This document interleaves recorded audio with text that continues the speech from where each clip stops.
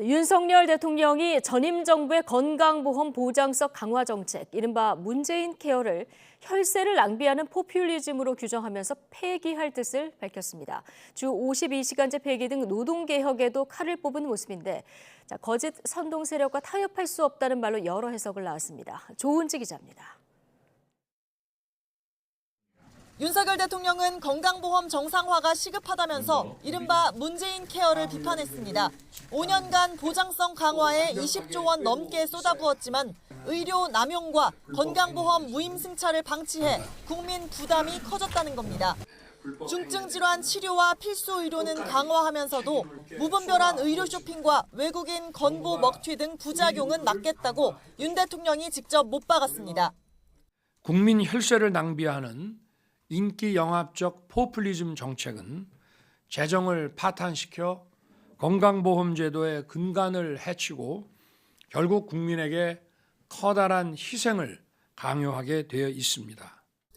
윤 대통령은 또 노동, 교육, 연금 등 이른바 윤석열 정부 3대 개혁과제 가운데 노동에 먼저 드라이브를 거는 모습입니다. 앞서 미래노동시장연구회는 주 52시간제를 업종, 기업 특성에 맞게 유연화하고 임금 체계를 성과 중심으로 개편하는 내용을 담은 권고안을 내놨는데 윤 대통령은 여기에 사실상 힘을 실었습니다. 권고 내용을 토대로 조속히 정부 입장을 정리하고 우리 사회의 노동 약자를 보호하기 위해 흔들림 없이 개혁을 추진해 나갈 것입니다.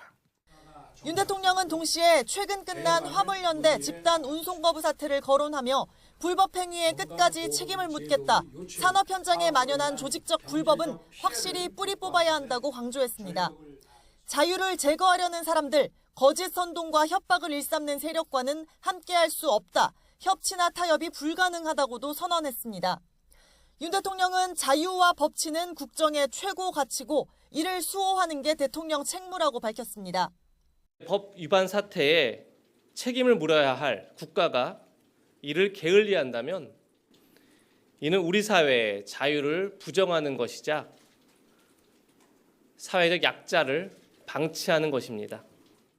대통령실은 이들 세력을 특정하지 않았지만 민주노총 파업 과정에서 법과 원칙을 외치며 느낀 민심의 호응에 자신감을 얻었다는 해석이 나옵니다. 취임 7개월에 접어들며 각종 개혁 과제에 본격적으로 시동을 거는 모습인데 대통령실은 미래 세대를 위해 윤석열 정부가 해야 할 일이라며 속도감 있게 추진하겠다고 설명했습니다. YTN 조은지입니다.